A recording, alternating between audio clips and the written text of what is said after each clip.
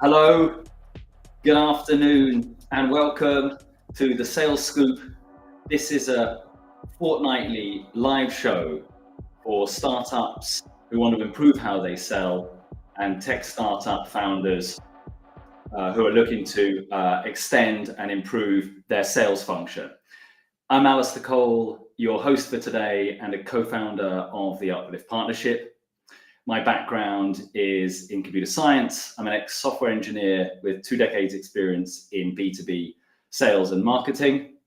And I'm delighted to say that I'm joined today by my partner in business, a longtime friend, and a man who spent Sunday celebrating his birthday on one of Austria's very scary summer toboggan runs. Hi, Kieran.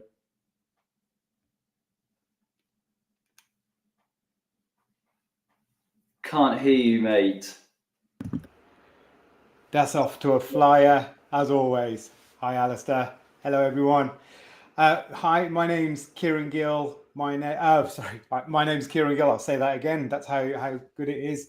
I'm also a co-founder of the Uplift Partnership. I have 25 years experience in B2B strategy. That includes frontline sales, sales management, and sales operations. I've been working in fintech and also been working in technology and banking sectors. Thank you, my friend. Thank you. And so today we're talking about a very exciting topic about 13 do's and don'ts to create a killer presentation. We're not just talking about a deck and slides, but the whole experience of having that opportunity of getting in front of buyers and presenting to them, which is super important. Our impact through the Uplift Partnership has been varied and large over the last 5 years. We've worked with over 50 startups and taken almost all of them through our 360 sales diagnostic tool.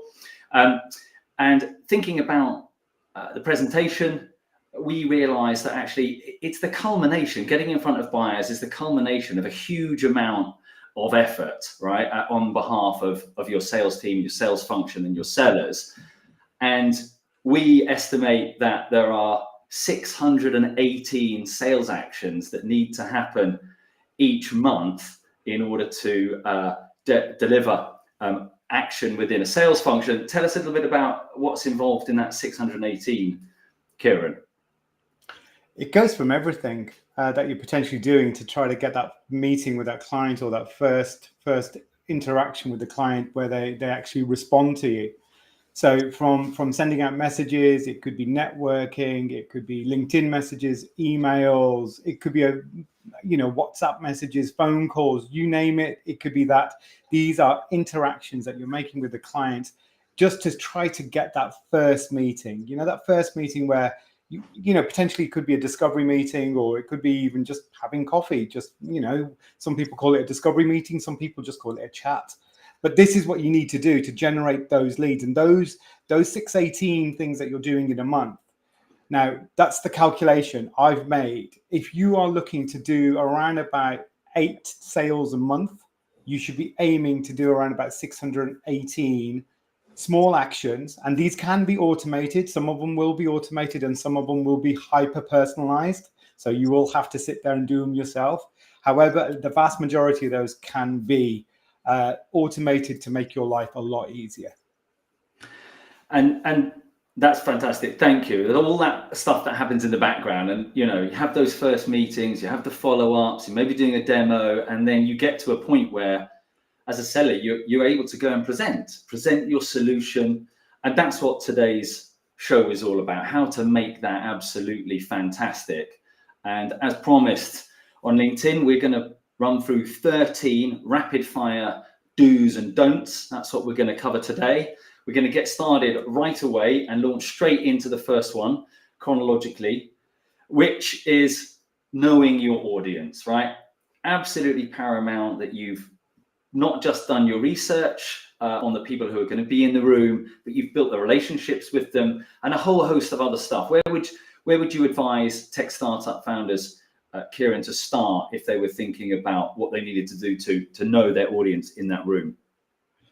Well, you've made all the hard work, or you've done all the hard work prior to the actual meeting itself. So you should know who you've invited. Now, whether this is a in-person live, at the office presentation, or it could be a virtual presentation, what tends to be the norm nowadays. Majority of the people are doing their first kind of sales presentations actually online.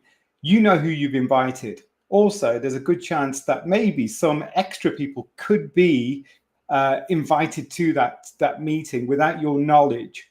The best thing to do is, even prior to everything, the purpose of your actual your presentation. What are you trying to achieve with it? Are you trying to convince people? Are you showing are you showing the technology? What is the purpose of it? And then, who are the key people in that room? Who are actually going to be the people that you're targeting? Now, those people are the people you're building that presentation for. Now, if there are extras who turn up, that doesn't mean you have to ignore them, but just be, you're building, it's a presentation that you're giving to someone. It's a present. That's what you're doing.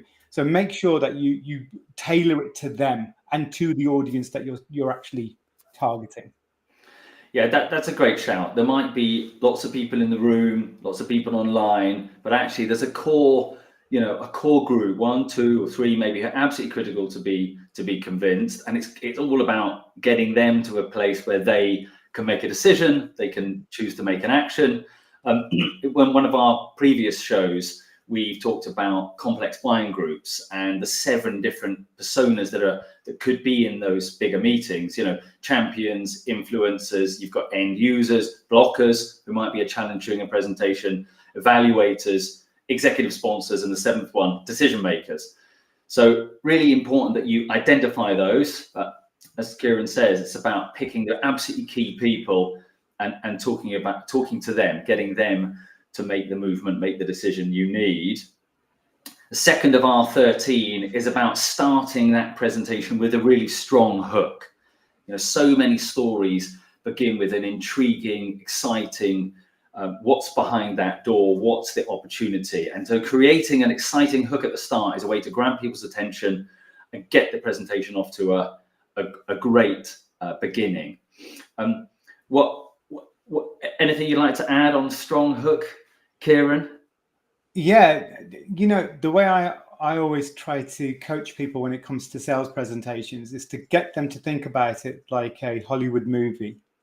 What you're trying to do here is you're trying to get the audience to be gripped by what you're doing. And I know what we do doesn't feel like a Hollywood movie sometimes, and you might think it's actually quite dry or whatever. That doesn't mean the delivery or how you present it needs to be that way. And you can pep that up as much as you want. So just think to yourself, how can I make my presentation stick in the person's mind long after that it's finished, that they think to themselves, wow, that was amazing. Now, could it be that you use a quirky piece of music? Is it that you start off with a video? What would you do? There's so many different ways, and there's hundreds of ways I could reel off to you that you could attempt to do it. But think about go back to number 1, who's your audience?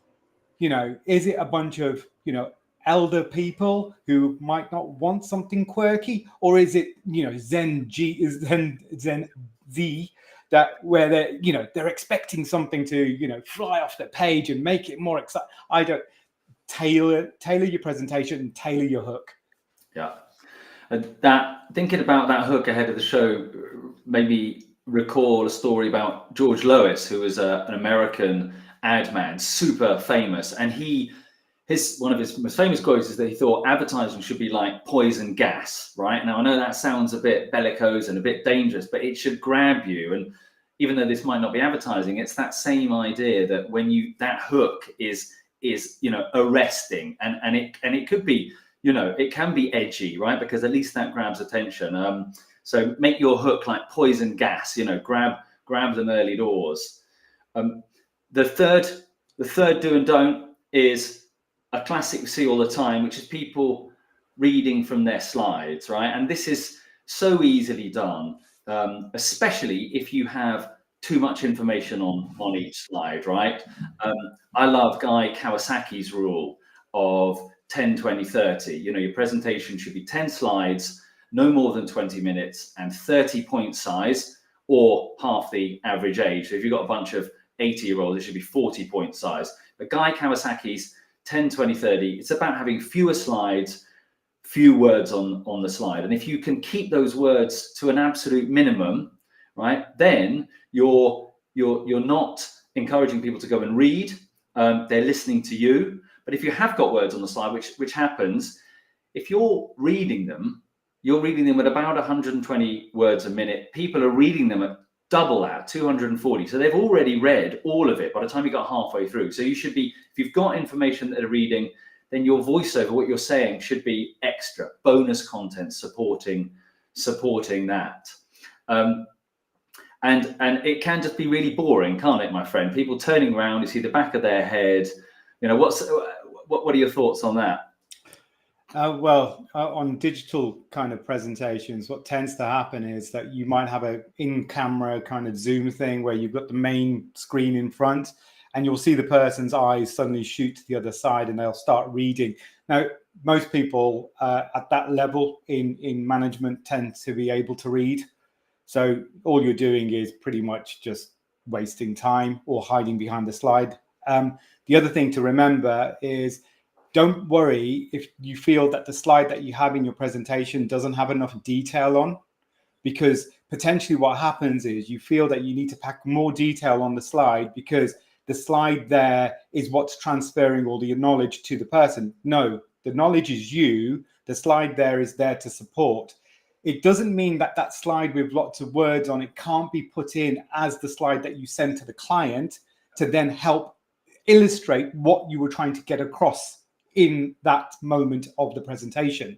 But however, in the presentation itself, you could have a very slimmed down version of what you're trying to do because you want the emphasis to be on you and the connection with the human that you're talking to, not the connection with the slide that you put. And then what you can do afterwards in your follow-up, you can put that more detailed slide into there, and that way they'll have something to jog their memory and say, yeah, that's why they had that picture of that raccoon then. And that made total sense. So yeah, there you go. So the takeaways after the follow-up were covered, but they are two different things. What you send later doesn't have to be exactly the same. Talk then about connecting, with the audience, and that's our fourth point, which is you've got to engage and interact, right? If you start out just talking and you don't get an early response from the audience, you don't get somebody asking a question, then it's very easy for it to just turn into kind of a one-way delivery, and people will get bored, they're not involved. So our recommendation would be to try and elicit a response, try and catalyze some kind of engagement and interaction as early as possible. If you can get buyers commenting and involved early on, then that sets the tone for them being involved for the rest of the presentation. And there are different ways to do it. A lot of people talk about visual, auditory, and kinesthetic engagement. Some people are visual. They want to hear words like, about painting a picture. Can you see this? They're visual words. Others respond to auditory. Are you? Do you hear me? Do you hear what I'm saying? And others still are kinesthetic. It's about feelings. Does that make sense? Does that feel right? So choosing a variety of language that speaks to people's visual, auditory, and kinesthetic learning slants is a good way to cover all the bases as well, and ensure you're interacting with people. Any watch outs from you, Kieran, in terms of making it a two-way conversation? Anything? Yeah. The major thing here to remember is try to use the people's names that are in the presentation, the people that you're trying to point out. Chris, the CTO, Sandy, the CFO, and if there are things within that presentation as you've been doing your prep work for that meeting and you want to now present to that stakeholder team that you've understood exactly what they've been saying to you, and you understand all the things that have been coming out in all those meetings you've done prior, and now you're presenting, the major thing here now is what you can do is you can actually say, look, James, I heard what you said. This is what this is what my presentation, and don't be afraid to actually, and please remember whether they prefer to be called by their first name or whether they want to be called by their, be more formal. Yeah. Sure. So that engagement, absolutely critical. Our fifth point is about telling a compelling story, and you've already talked about, Hollywood, and that is such an, trying to tell those grand stories that are both memorable but interesting and fun. We know that not everybody's going to be able to come up with a Toy Story Disney kind of story of excellence every time, but certainly there are techniques that we can use. What would you recommend to tech startup founders in terms of a technique, Kieran? Technique-wise, my go-to technique is the hero's journey. What is from a gentleman, forgot his first name, surname was Campbell, in the sense from the 1940s. I think it was James Campbell, actually. And what you had there was where he created an actual graph of how stories were told and how people understand stories and why humans tell stories. And pretty much that same foundation can be used for our sales decks. Again, our information is going to be different compared to a Hollywood blockbuster, but we're going to use the same premise where you're going to have a challenge, you're going to have a solution, and you're going to have a benefit. And that's the same thing that happens to somebody in their journey in a movie. Now, you think about the character, this character tends to be the hero. That hero has a challenge, that they go off on a journey. On the way, they find something that's going to help them. And as you can, if you're listening to it and you're thinking, oh my God, that's every single film I've ever watched. Whether that's Star Wars, Matrix, Lion King, you name it, they've all used the same formula. And by the end of it, they all get to the point where they achieve something amazing and the hero is changed. And the hero there, pretty much for us in sales, is our customer. Yeah. We want them to go on that journey. We want them to know that we hear their challenge. We know that they come from this desert planet that's been marauded by aliens. And now we're going to give them the plans to the Death Star that's going to help them overcome this. And by the end of it, they're going to make all the sales in the world, and we'll be able to, help them on their way. Yeah, fantastic. And you might have heard of the hero's journey before, but it's a good place to go when you've got your kind of presentation story arc mapped out. You go check in again. Maybe you've missed something. Structure your presentation along that. It's kind of 3 acts: is a beginning, a middle, and an end, right? So go look up the hero's journey again before your next presentation. You might get a couple of extra nuggets. Thank you, mate. Talking about the Death Star brings us very nicely onto our 6th point, which is about staying focused on outcomes, right? Outcomes are so important. And because that's what you're going to deliver. Your solution, your product, your service is going to create a better outcome for the buyer or buyers. And so staying focused on those outcomes is critical. It might be that there are blockers in the meeting coming in. It might be there are other questions trying to derail or other points of view trying to derail the presentation. Keep coming back to outcomes. You've got to stay on target, stay on task with firing those photon torpedoes into Death Star, block out the other things. Just keep coming back to the positive outcome that is going to be delivered by you and your offering. Great segue, lots of Star Wars going on. Let's keep going on to the 7th point of our 13, which is about leveraging data and evidence. On screen here, you can see an example of our 360 score, where we've scored a tech startup in our 7 areas, and they've got 42.1. Right? Numbers can be incredibly powerful, certainly by adding a detail, in this case, a kind of decimal point. That's adding more data, more evidence, more believability and authenticity to those numbers. And at the same time, it's important to have testimonials that work. What are your how powerful are words and testimonials, Kieran? And again, you don't need to show this as a slide. You can do this as a video. It's easy to tuck away. Testimonials just verify to others. And obviously the audience loves to hear that other people in the same situation have had amazing outcomes doing the same thing with your solution. So always put testimonials into your presentation. The more, the better. and make sure that they actually are tailored to the people that you're speaking to. So if you've got a testimonial from a CFO and you have a CFO that you're speaking to, that's the one you should be using. Which is why we've pulled out a testimonial quote from Justin Lyon, CEO of an AI-powered simulation company. Absolutely our kind of ideal customer profile and the kinds of people that we help. And that's why we've pulled that up there. Right, let's keep rolling. 9 minutes to go.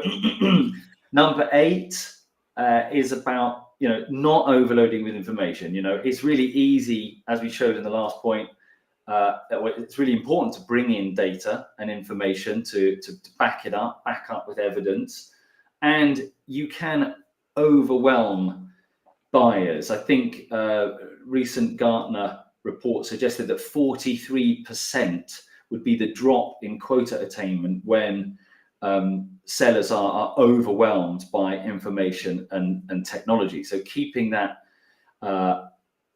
information to a minimum is important as well. I mean, I countless times I've both been overwhelmed by information, Kieran, that have been presented to me, and I've fallen foul and probably shown too much. What are your tips for trying to keep that to the right level? Think about trying to finish your presentation 5 minutes before you should finish it, and that will help you tailor. Try to do some prep beforehand so you have some running time. Obviously, there might be things that like technology or something might go wrong, so give yourself a bit of a breather. And also remember the other point that I made before, if you have got something that's very detailed, that doesn't stop you sending that information afterwards. It doesn't mean that you have to go through it there. And if the customer wants you to go into more detail, that's fine. That's for them giving you the green light to say, you can have those slides in the background and bring them up if someone says, actually, can we go into that a little bit more there because that was really interesting. Do the homework, have it there. If they don't want to have it, but make it punchy. Keep everything moving as quickly as you can, but at the same time, make it understandable. Yeah, great point. Removing stuff. You think you want to pack so much in, but actually less is more. And continuing on the kind of overload of information.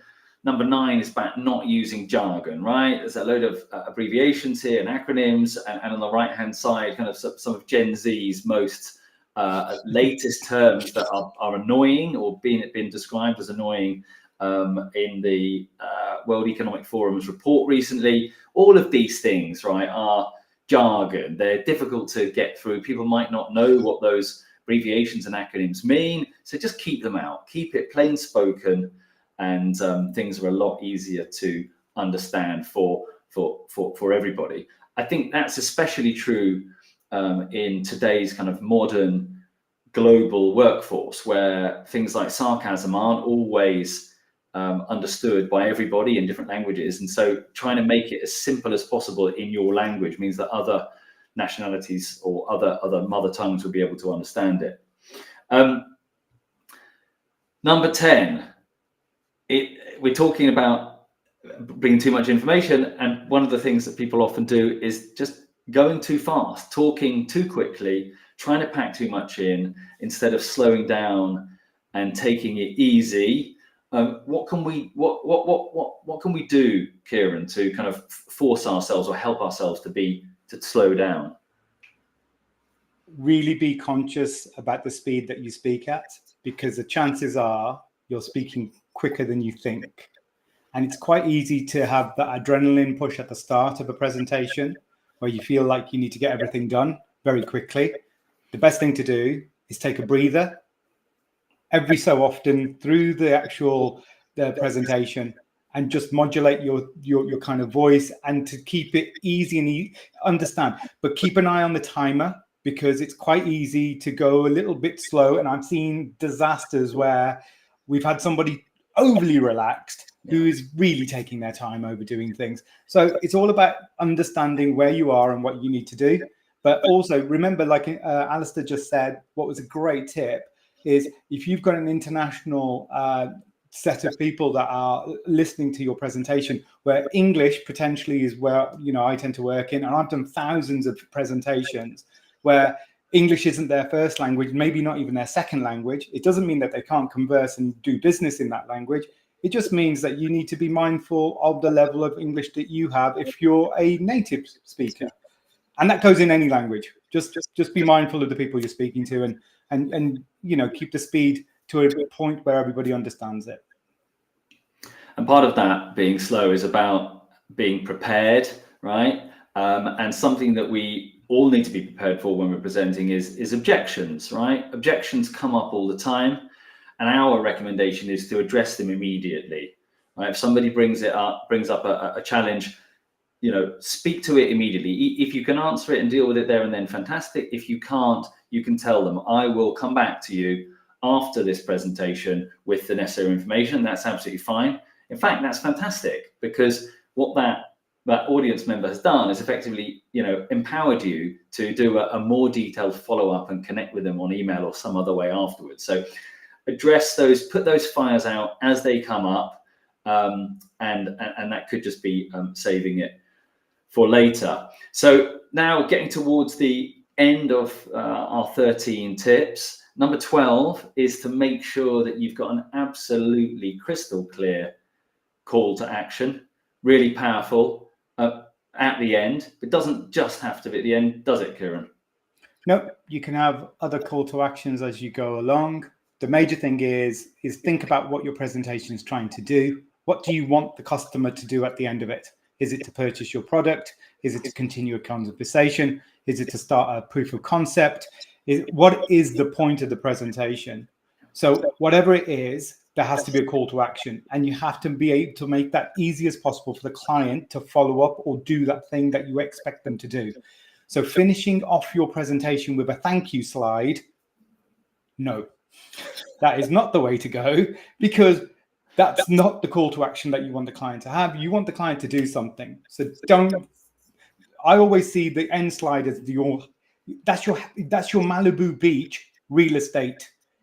Don't waste it on a thank you slide. Do something amazing with it.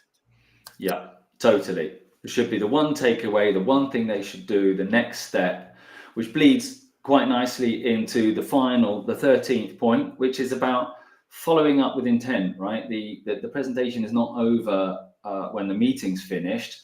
You have an opportunity, you've engineered an opportunity to follow up with intent, and that is both, you know, with maybe a slightly different set of slides or slightly different information that can be much fuller now that it's going to be read rather than presented, but also it's reiterating your call to action, and it's a fantastic opportunity to keep the ball rolling. You could argue that, you know, that's what it's all about. The whole presentation has been about sharing the journey, sharing the message, sharing the call to action, and then you have an opportunity to, outside of the meeting, to move things forward, and hopefully they have moved forward by the end of the session. So there are 13 do's and don'ts for a killer presentation. That is, as we said at the start, the culmination of all of the sales efforts, all 618 sales actions that you're doing month on month. That all rolls up into getting this opportunity. And one of the ways that we work with our clients is to measure that 618, how well they're doing. And we use our 360 sales diagnostic for that. And what's behind that 360 sales diagnostic, Kieran? We've got 7 categories that are split into 52 different parts. And what we do there is assess different parts of your sales process just to see what level of kind of maturity you have and where you are in your journey of making your business as successful as possible. And what we'll do there, after taking that benchmark, is build you a report that is tailored to your company, that then also gives you recommendations and a revenue roadmap on how to increase your business in the next, anywhere between 3 to 6 months, depending on what you're trying to achieve. And we'll then bring out this kind of platform for you where you'll be able to judge what you're doing, what needs to be done, and all your next moves.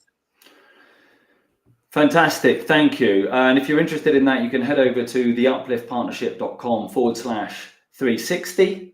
It's 12:31. All that's left for me to do is talk about our next show. We're very excited to start thinking about the next calendar year. In 3 weeks' time, we're going to be presenting our 5 pillars, our 5 sales foundations for 2025. There's 5 that have emerged for us in the last few months that are going to be absolutely critical for sales teams at tech startups next year. And 3 weeks today, on September the 3rd, Tuesday, September the 3rd, we will be live here on LinkedIn again for 5 sales foundations for 2025. So come and join us and hear what we think the crucial pillars are for sales in tech startups next year. Fantastic. Thanks for your time. Any final thoughts, Kieran, on killer presentations? Yeah, the major thing I would turn around to say to everybody, think about your customer, think about the 13 things that we've spoken about today, and tailor your presentations to the people you're speaking to. It's horrible to see a generic presentation being dragged out to every single client, and especially when you're selling something that can be tailored. So, don't be afraid to tailor that. But at the same time, think about the things that we've spoken about today. Awesome. Thanks very much for your time. Thanks for watching, listening, everybody. Until next time.